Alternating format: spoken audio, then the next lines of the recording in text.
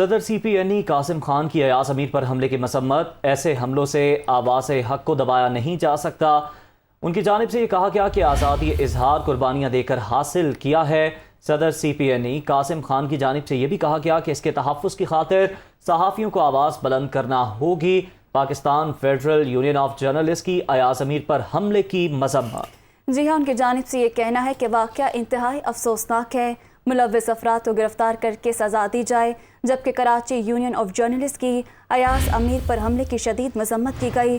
آزادی صحافت پر حملہ کسی صورت برداشت نہیں کیا جائے گا۔ پنجاب حکومت ملوث افراد کو فوری گرفتار کرے۔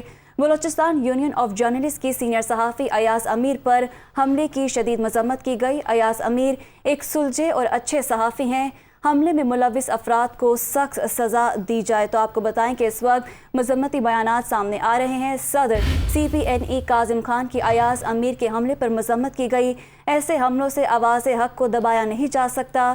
آزادی اظہار قربانیاں دے کر حاصل کیا ہے۔ جی ہاں، تمام سیاسی اور سماجی رہنماؤں کی جانب سے بلکہ ہر مکتبہ فکر کی جانب سے اس افسوسناک واقعے کی شدید الفاظ میں مذمت کی جا رہی ہے۔